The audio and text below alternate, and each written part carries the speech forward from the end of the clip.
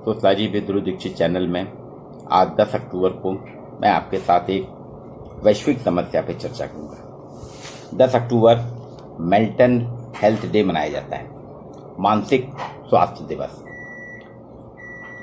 Mental health day इसलिए मनाना पड़ रहा है कि दिन प्रतिदिन समाज में जो बदलाव हो रहे हैं, जो परिवर्तन हो रहे हैं, तो उसका फर्क मानव पे ही पड़ता है। समाज की इकाई मनुष्य कहीं ना कहीं मानसिक सामाजिक रूप से कहीं ना कहीं तनावग्रस्त हो रही है।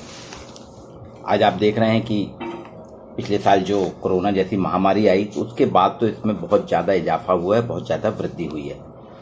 हमारे पर्सनालिटी, हमारे व्यक्तित्व, खाने सोने की आदतों में बदलाव आ गया, काम करने के तरीके बदल गए। वर्क फ्रॉम होम हो रहा है, तो वर्क फ्रॉम होम में काम के आवर, काम के घंटे जो हैं वो अनलिमिटेड हो गए, जिससे हमारी समस्याएं, रोजमर्रा के क्रियाकलाप भी बदलने लगे। हम बहुत सी चीज़ों को डेली जो हम करते थे कोविड के पहले, उसको उस तरीके से डील नहीं कर पा रहे, उसका उस तरीके से पालन नहीं कर पा रहे। आज हर व्यक्ति के मन में कुछ ना कुछ अजीब अजीब से विचार आ रहे हैं, बनावटी विचार आ रहे हैं, अत्यधिक एंजाइटी हो रही है, लंबे समय तक सो रहे हैं, अवसाद में रह रहे हैं, काम में मन नहीं लग रहा। ये विभिन्न प्रकार की परिस्थितियां जो हैं, ये कहीं ना कहीं बताती हैं कि मनुष्य जो है मानसिक रूप से अस्वस्थ है। यूनिसेफ की एक रिपोर्ट आई है कि देश में, भारत की बात कर रहा है यूनिसेफ, कि 15 से 24 वर्ष की आयु समूह में 14% 15 से 24 आयु वर्ग में 14% बच्चे तनावग्रस्त हैं।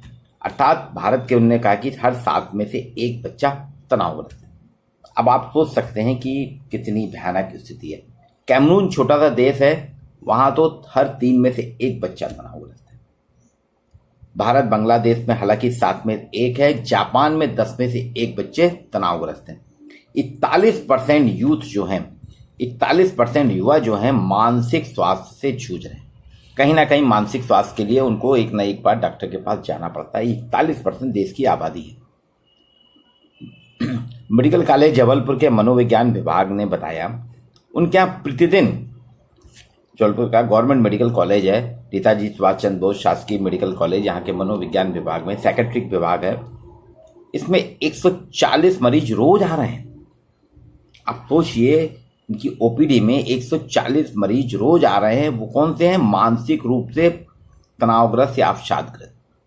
और इन 140 में 70 अर्थात 50% तो यूथ हैं, युवा हैं।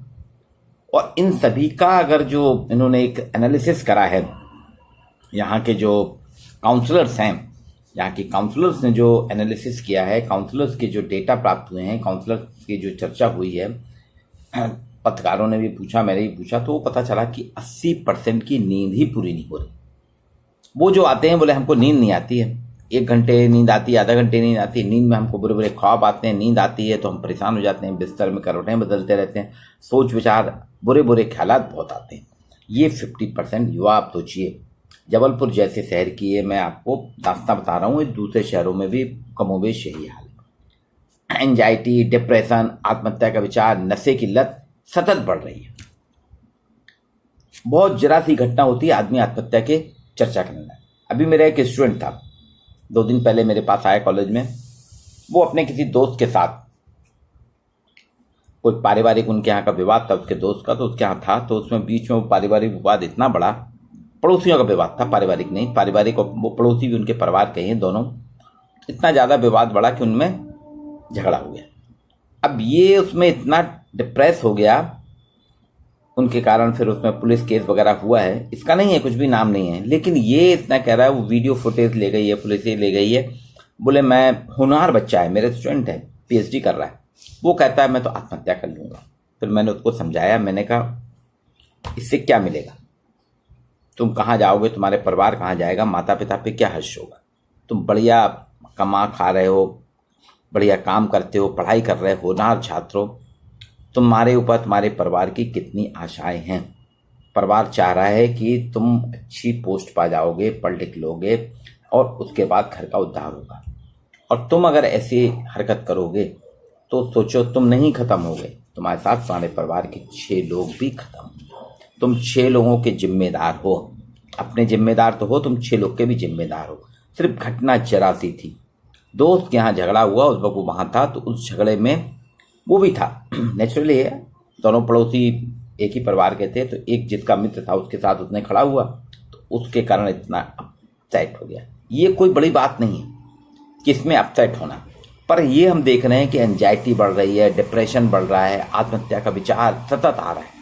पहले लोग जो आत्महत्या को जानते नहीं थे, अब जो देखो वो आत्महत्या कर रहा है। नशे की लत बढ़ रही, छोटे छोटे बच्चे सिगरेट पी रहे हैं, शराब पी रहे हैं। आप किसी भी शहर में चले जाइए, शाम के समय आपको बार से, शराब की दुकानों से शराब लेने वाले और शराब पीने वाले जो रहते निकलते हैं, उनमें छोटे बच्चों की संख्या बहुत मिलेगी। 10 साल से कम उम्र के बच्चे भी शराबखोरी कर रहे हैं, लत में, शराब की लत में हैं। आज 1/3 मानसिक अवसाद के शिकार हैं। कोरोना के बाद जो स्थिति हुई उसमें बता रहा हूं कि भारत में 1/3 आबादी कोरोना के जो पेशेंट थे उनमें से 1/3 आबादी मानसिक रूप से पीड़ित है। कोरोना पीड़ित में से, ये पूरे देश की बात नहीं कर, भारत में 8 से 9 करोड़ की आबादी देश में मानसिक रोगी है। भारत की टोटल पॉपुलेशन जो अभी 130 करोड़ का आंकड़ा छू रही है, उसमें बता रहे हैं 8 से 9 करोड़ की आबादी मानसिक रूप से बीमार है, जो देश का 7.5% होती है। हमारे देश में 7.5% एक बहुत बड़ी संख्या है जो मानसिक बीमार है। अब वो मानसिक बीमार आपके यहाँ किसी काम के नहीं रह गए। देश की श्रम शक्ति, देश के विकास में उनका कोई योगदान नहीं है, बल्कि उनके लिए पूरे देश को जूझना पड़ रहा है। और ये 7.5% जो मानसिक बीमारी हैं वाले मरीज हैं, इनमें 20% गंभीर रूप से बीमार है। सामान्यतः आप देखिए, अगर कोई अवसाद हो, चिड़चिड़ापन करने लगे, तनाव में, जरा जरा सी बात में टेंशन में आ जाए, तनाव करने लगे, लड़ने लगे, पार्किंसन की बीमारी हो, याददाश्त चली जाए, दिमाग काम ना करे, फोबिया, किसी भी चीज़ से डरने लगे, मकड़ी से डरने लगे, सांप से डरने लगे, रस्सी को देख के लड़ने, ये फोबिया कहलाता है। बार बार हाथ धो रहा है, सामान जो खाने का सामान है, फल वगैरह, उनको बार बार धो रहा है, छील रहा है, काट रहा है, मतलब ये फोबिया है। बच्चों में देखिए, आप कुछ दिनों से भूलने की आदत आ रही। उनको आपने बोला कि अपने से घर के काम के लिए बच्चे बाहर से निकले, अपने लिए कॉपी पेन लेने गए, फोटो कॉपी कराने गए, वापस लौट के आ गए, बोले मम्मी भूल गया था। सब्जी लेने गए, उनसे बोला था कि सामान सब्जी लाना है, 2 सब्जी लाया, 3 सब्जी भूल गया। दूध लेने गया, बोला कि 2 लीटर दूध लाना है, 1 लीटर दूध लाया, बोला मैं तो मम्मी भूल गया था। ये भूलने की आदत बच्चों में बहुत बढ़ रही है। एकाग्रता, ध्यान की कमी आ रही है। आप किसी एक चीज में एकाग्र होकर नहीं काम करते, ध्यान के साथ। क्या अभी आप गार्डनिंग का काम कर रहे हैं, फिर क्रिकेट खेलने लगे, फिर पूजा करने लगे, फिर अपना पढ़ने लगे, मतलब आप स्थिर होकर काम नहीं कर रहे हैं। सिजोफ्रेनिया अगर हो रहा है किसी को, है ना, डिमेंशिया के शिकार हो रहे हैं, एडिक्शन, जो अगर किसी चीज का एडिक्शन हो रहा है, मोबाइल बार बार देख रहा है, मोबाइल में नोटिफिकेशन चेक कर रहा है, नोटिफिकेशन का नहीं आए, लाइक नहीं आए, तो उससे परेशान हो रहा है। ईटिंग डिसऑर्डर, किसी चीज को बहुतायत में खाना, कभी नहीं खाना, 3 दिन नहीं खाना, कभी लगातार खाते चले जाना, ईटिंग डिसऑर्डर होता है। अगर इस प्रकार की हरकतें आपके परिचितों में, आपके परिवार में किसी में अगर हो रही हैं, आपके घर के लोगों में, बच्चों में हो रही हैं, आप निश्चित ही उसको किसी साइकेट्रिक, मनोवैज्ञानिक या चिकित्सक के पास अवश्य ले जाएं, क्योंकि उसमें कहीं ना कहीं मानसिक अस्वास्थ्य की स्थिति निर्मित हुई है, मानसिक रूप से वो बीमार है। वास्तव में इसके पीछे मूल कारण एक कोरोना तो है। कोविड-19 ने आकस्मिक पूरे एक चीन को नहीं, पूरे विश्व को हिला कर रख दिया। सब जगह लोग बाग अनिश्चय की स्थिति में आ गए, सब निश्चय से अनिश्चय की स्थिति में आ गए। स्पष्ट ही नहीं कि कल क्या होगा। उस उधेड़बुन में, उसमें, उस तनाव में उनकी हालत खराब होती जा रही है। इसलिए आज आवश्यकता है कि हम सकारात्मक रहें, हर चीज के लिए पॉजिटिव रहें। आपके पास कम पैसा है, अवसर कम है, तो भी आप सकारात्मक रहिए, उसके पीछे ज्यादा सोचिए नहीं, खुद को जागरूक रखें। मानसिक समस्याएं किसी भी आती हैं, वो इसलिए आती हैं कि आप जागरूक नहीं हैं।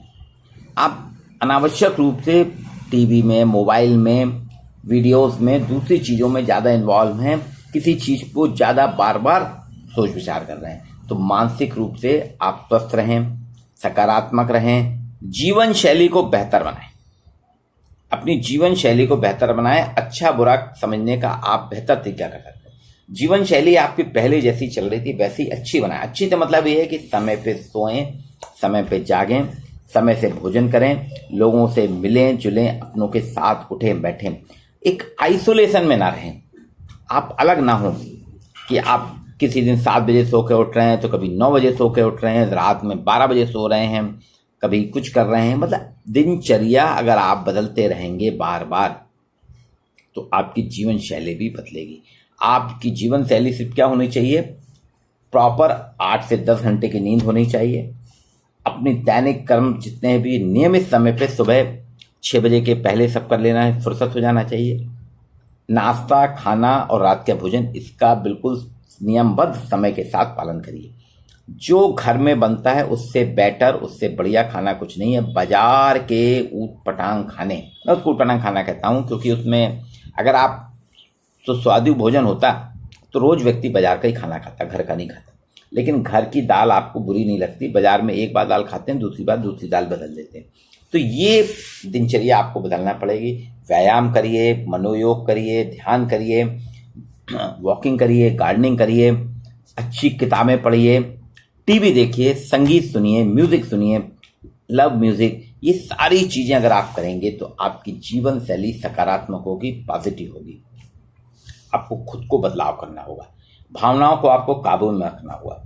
होता है, मैं भी कॉलेज में चिड़चिड़ाता हूँ, झगड़ा करता हूँ, लोगों पे नाराज होता हूँ, ये मेरी वीकनेस है। मुझे बदलाव करना होगा। हो सकता है मैं जो अपेक्षा कर रहा हूँ मेरे साथी उसको नहीं कर पा रहा है, मैं फास्ट हूँ, वो फास्ट नहीं है, लेकिन काम तो वो भी कर रहा है ना।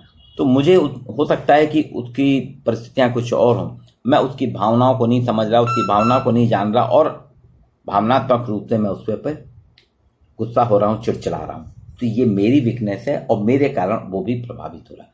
तो हमें अपने कार्यस्थल पे अपनी भावनाओं को काबू में रखना होगा।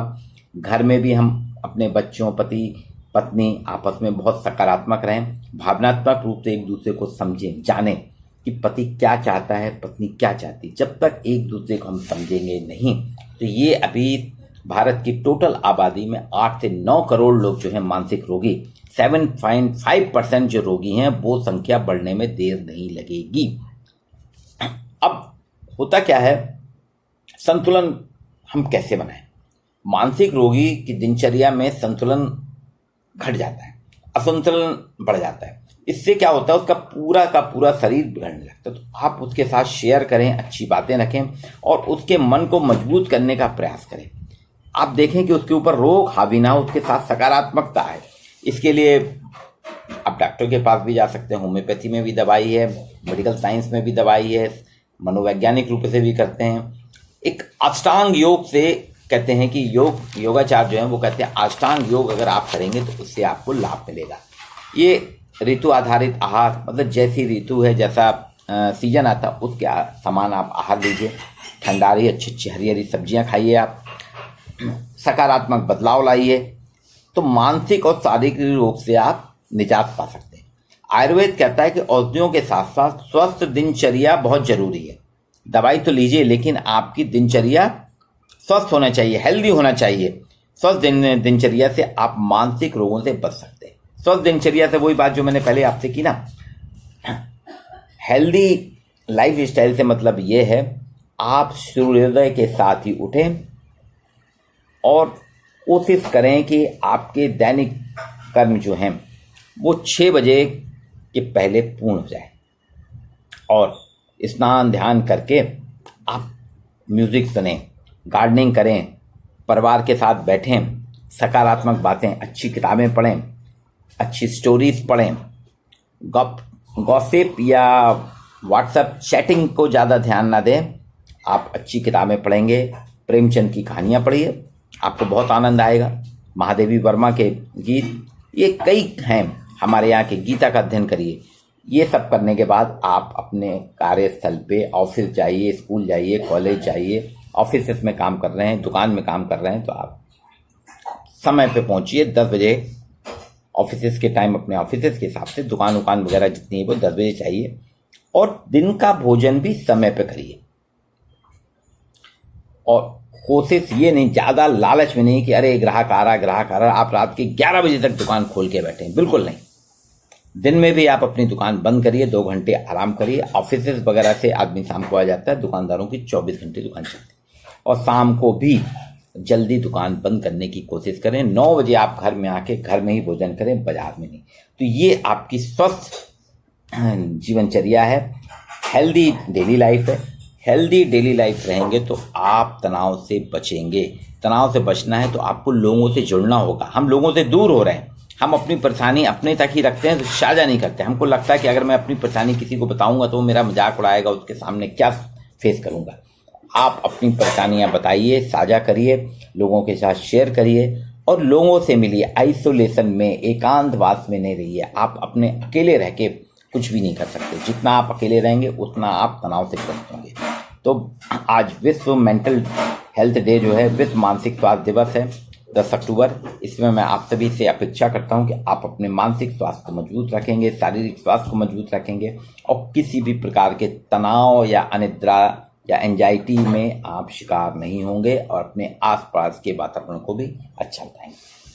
वीडियो को आप लाइक कीजिए, शेयर कीजिए और अधिक से अधिक लोगों से आप इसको जुड़ेंगे, शेयर करेंगे। तो उसके साथ आप जो भी है मुझे फीडबैक भी दीजिए, जिससे मैं अपने आगामी वीडियोस में उन चीज़ों को शेयर कर सकूं। आप जो चाहते हैं बताइएगा, तो मैं उस विषय पे भी आपसे चर्चा करूंगा। Please like and share my video.